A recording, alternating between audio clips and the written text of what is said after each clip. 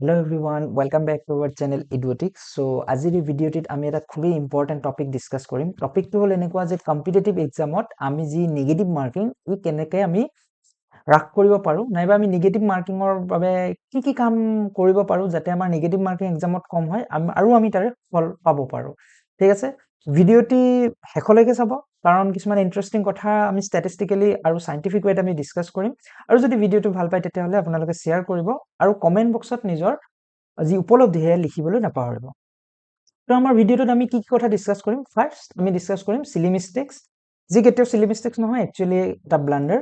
Next আমি discuss কৰিম how to fill up the OMR, ওয়েমাৰখন আমি কেনেকৈ ফুলফিল কৰিম।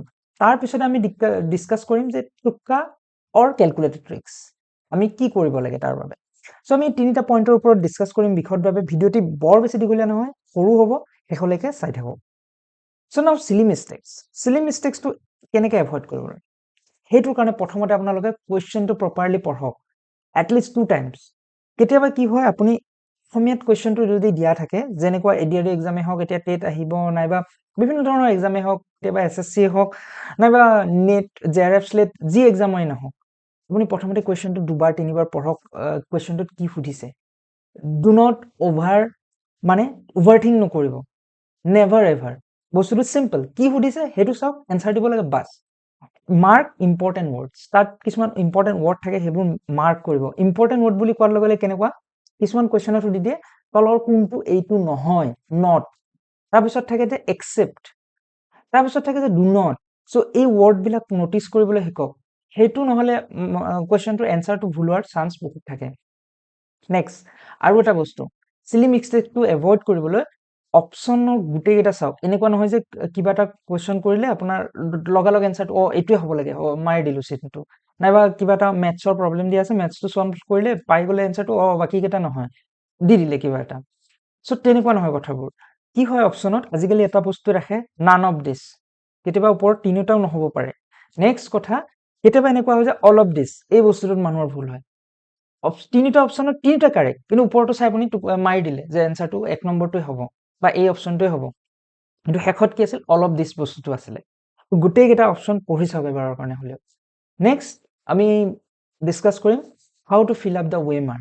এই মিমটো আপোনালোকে নিশ্চয় ছ'চিয়েল মিডিয়াত পাই আছে, জানে নহয়, यार ये ओएमआर सीट है, लास्ट क्वेश्चन का आंसर फिल करने की जगह क्यों नहीं मिल रहा है। তো দ্যাট ইজ দ্য প্ৰব্লেম। সেইটো আৰু এটা ডাঙৰ প্ৰব্লেম যে ওএমআৰ চিটখন কৰি থাকোঁতে কি হয়, মানুহে কি কৰে, গোটেইকেইটা প্ৰথমতে যদি 150টা কুৱেশ্যন থাকে নাইবা 100টা কুৱেশ্যন থাকে, অপশ্যন যিকেইটা কুৱেশ্যন পেপাৰতে মাৰ্ক কৰি লয়, তাৰপিছত ভাবে যে আমাৰ টাইম বাচি যাব, আমি শেষত ওএমআৰখন ধাম ধুম ফিল আপ কৰিম। No, that is not the ৱে।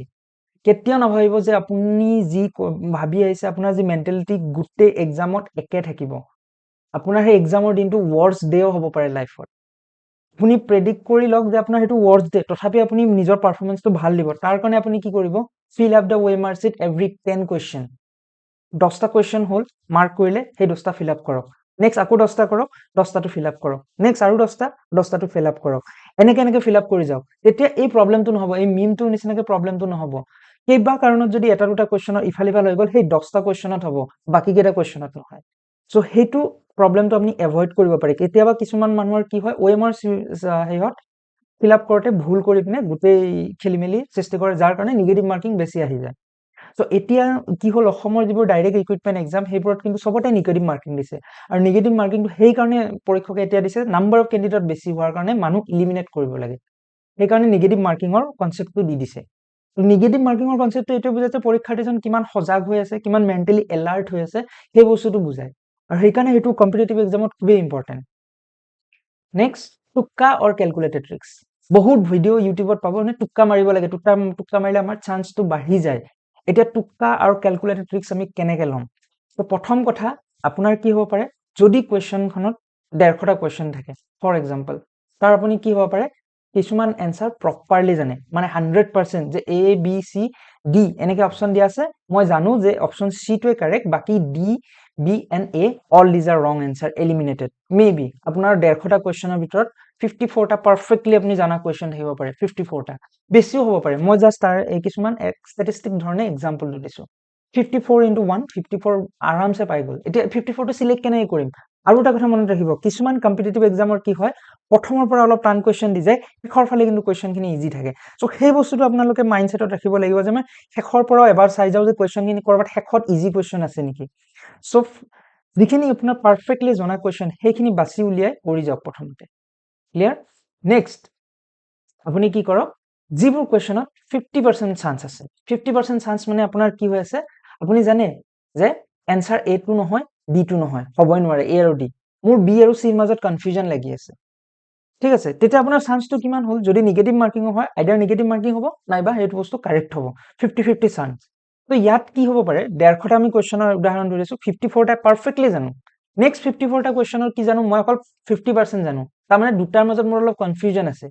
যদি আপুনি সেই দুটাৰ ভিতৰত মাৰ্ক এটা কৰি থৈ আহে, তেতিয়া কি হ'ব পাৰে, 27টা আপোনাৰ যদি ৱৰ্ষ্ট কেছটো ধৰো, ৱৰ্ষ্ট কেছতো গোটেইকেইটা নিগেটিভ হ'ব পাৰে, বাট যদি আমি ষ্টেটিষ্টিকেলি মেথমেটিকেলি ধৰো 27টা এনচাৰ মোৰ কাৰেক্ট হ'ল, 27টা মোৰ ইনকাৰেক্ট হ'ল, কাৰণ মোৰ 50-50 চান্স আছে। যি 27টা মোৰ কাৰেক্ট হ'ল তাৰ কাৰণে মাৰ্ক পাম মই কিমান, 27 মাৰ্ক পাম। যি 27টা মোৰ কি হ'ল ইনকাৰেক্ট হ'ল তাৰ কাৰণে মোৰ নিগেটিভ মাৰ্কিং যাব 1/4, তাৰ মানে 1 নম্বৰ যদি কাৰেক্টৰ কাৰণে পাওঁ -0.25 হ'ব, তো মাইনাছ হ'ব বাকী 27টাৰ মাইনাছ হ'লে কিমান হ'ব, -6.75। তো আপোনাৰ স্ক'ৰ কিমান আহিল, টোটেল মাৰ্ক, যদি 54টা কুৱেশ্যন কৰিছিল য'ত 50-50 চান্স আছিল, মানে ষ্টেটিষ্টিকেলি আপোনাৰ মাৰ্ক আহিল 20.25। ক্লিয়াৰ? পজিটিভ মাৰ্কিং আহিল, এটা ভাল মাৰ্কিং আহিল। নেক্সট চান্সেছটো চাওঁ, নেক্সট চান্স, মই অকল এটা অপশ্যনহে ইলিমিনেট কৰিব পাৰোঁ, মই জানো যে এই প্ৰশ্নটোৰ উত্তৰ কি হ'ব নোৱাৰে, প্ৰশ্নটোৰ উত্তৰ যে ডি হ'ব নোৱাৰে, এ বি বা চিৰ ভিতৰত কোনোবা এটা হ'ব, ডিটো কোনোপধ্যে হ'ব নোৱাৰে। তো তেতিয়া আপোনাৰ কি হ'ল, হাতত এটা কুৱেশ্যন কাৰেক্ট হোৱাৰ প্ৰবাবিলিটি আহি গ'ল 33.33%, আগৰটো 50 আছিল, এই তিনিটাৰ ভিতৰত এটা হ'ব লাগিব। তো এইটোৰ ক্ষেত্ৰত মেথমেটিকেলি কি হ'ব, যদি 150টা কুৱেশ্যনৰ ভিতৰত 25টা কুৱেশ্যনৰ আপোনাৰ 33.33% চান্স আছে, আপোনাৰ কি হ'ব, 25টা কুৱেশ্যন মাৰ্ক কৰি আহিছিল, একটা কুৱেশ্যন কাৰেক্ট হ'ব পাৰে, ষ্টেটিষ্টিকেলি এণ্ড মেথমেটিকেলি, প্ৰবেবিলিটি, এইটো মেথমেটিকেল থিয়ৰী হয়। 8টা কুৱেশ্যন কাৰেক্ট হ'ব পাৰে, তেতিয়াহ'লে মানে মাৰ্ক কিমান পাব, এইটো মোৰ ভুল হৈ আছে, 8, কাৰেক্ট? 8 মাৰ্কছৰ পৰা আপোনাৰ যদি 70টা কি হয়, ৰং কুৱেশ্যন হয়, 70টা যদি ৰং কুৱেশ্যন হয়, আপোনাৰ মাৰ্ক আহিব -4.25। এই বস্তুটো মোৰ ৰং হৈ আছে, 8 হ'ব লাগিছিল, এতিয়া 8ৰ পৰা 4.25 কৰি দিলে কিমান, 3.75, এইটো মোৰ ভুল হৈ আছে, এইটো 3.75 হ'ব লাগিছিল, ঠিক আছে। 3.75 হ'ল মানে কি, আপোনাৰ ইয়াত এনেকে কৰিলেও বস্তুটো কাৰেক্ট হোৱাৰ এটা চান্স আছে, কিন্তু আপোনাৰ কাৰেক্ট হ'ব পাৰে জানো, কেতিয়াবা কি ৱৰ্ষ্ট কেছত এইটো নহ'বও পাৰে, যে কিছুমানে যে এনেকুৱা হ'ল যে এই তিনিটাৰ ভিতৰত যিটো মষ্ট প্ৰবেবল হয় মই সেইটোত মাৰিলো, মানে অলপ হ'লেও কিবা এটা জানো যে এইটো এনেকুৱা হ'ব লাগে আৰু এনেকুৱাৰ ভিতৰত থাকিব লাগে, মই সেইটো কণ্ডিশ্যনৰ কথাহে কৈছো। কিছুমানে কি তিনিটাৰ ভিতৰত একো নাজানে, একেবাৰে কিবা এটা মাৰি থৈ আহিলে, ডিটো মই নাজানো ভালকে নাজানো, বাকী তিনিটাৰ ভিতৰত কিবা এটা দি থৈ দিলো আৰু বি বি বি বি মাৰি তেনেকে মাৰি থৈ আহিলো, সেইটো কথা মই ক'বলৈ যোৱা নাই, সেই তিনিটাৰ ভিতৰত কোনোবা এটা জানো মানে। নেক্সট এটা প্ৰকাৰ হ'ব পাৰে যে নো আইডিয়া, কোনো ধৰণৰ মোৰ আইডিয়াই নাই কি হ'ব এনচাৰ, না মই কুৱেশ্যনটো জীৱনত কুৱেশ্যনটো দেখিছো, মই বহীখনত পঢ়িছিলো, কোনোবা ছাৰে মোক ইউটিউবত পঢ়াইছিল, কোচিঙৰ নোটছত আছিল, ক'ৰবাৰ পৰা মই ৰিভিজন কৰিছিলো, কিন্তু মোৰ কমপ্লিটলি ৰূপে মোৰ ব্লাইণ্ড, মোৰ একো মনত পৰা নাই, তাৰমানে নো আইডিয়া। যিকেইটা কুৱেশ্যন আপোনাৰ নো আইডিয়া আছে, লিভ অল দিছ কুৱেশ্যন, সেইকেইটাত চান্সে নল'ব যদি আপোনাৰ নেগেটিভ মাৰ্কিং আছে, ঠিক আছে। তেতিয়া আপোনাৰ কি হ'ব, যদি আগৰ যদি কেইটামান আপোনাৰ ভালে ভালে গৈ আছে, মানে বহুত ভালকে আপোনাৰ কৰি আছে, তেতিয়াহ'লে কথাটো বেলেগ। যদি এই চিটুৱেশ্যনটো হৈ আছে যে মই কেইটামানহে পাৰো, 54টা পাৰো ভালকে, 54টা আধা আধা পাৰো, এনেকুৱা পাৰো, মানে ভাল আইডিয়া এটা নহয় আৰু যে অৱস্থাটো অকমান বেয়া, তেতিয়াহ'লে যিকেইটা কুৱেশ্যনত একেবাৰে আইডিয়া নাই সেই কুৱেশ্যন কেইটা কেতিয়াও নকৰিব, আৰু জানিলেও সেই কুৱেশ্যন কেইটা কৰিব নালাগে, নেগেটিভ মাৰ্কিং কৰাৰ কোনো অৰ্থ নাই, তাতকে বেলেগ কেইটা কুৱেশ্যনত আমি ভালকে ফ'কাছ কৰিম। যদি কম্পিটিটিভ এক্সামত কিবা মেথমেটিকেল পাৰ্টটো দিয়া থাকে, মেথমেটিকেল পাৰ্টটো কিন্তু ইজি আহে, মই সেইটো কথাই ছাত্ৰ ছাত্ৰীক কওঁ যে মেথমেটিকেল পাৰ্টটো ইজি আহে, সেই কুৱেশ্যনখিনি ভালকে ৰিভিজন কৰক, সেইখিনি কৰিলে আপোনাৰ মাৰ্কছ বহুত ভালকে পাই যায়। চ' কথাটো হ'ল যে যিকেইটা কুৱেশ্যনত একেবাৰে আইডিয়া নাই সেইকেইটা কেতিয়াও কৰিব নালাগে, সেইকেইটা নিগেটিভ মাৰ্কিং হ'ব নালাগে। নেক্সট কথা, এই যে আমাৰ তিনিটাৰ ভিতৰত এটা এলিমিনেট কৰিব পাৰো, যদি অৱস্থাটো এনেকুৱা হয় যে মোৰ আগৰ কেইটাত বহুত ভাল স্ক'ৰ আছে, তেতিয়া আপুনি চান্সটো ল'ব পাৰে, কিন্তু মোৰ আগৰ কেইটাৰো অৱস্থা ইমান ভাল নহয়, তেতিয়াহ'লে এই চান্স লোৱাটো কিন্তু ঠিক নহ'ব, তেতিয়াহ'লে নিগেটিভ মাৰ্কিং যোৱাৰহে মানে চান্সেছটো বেছি আছে।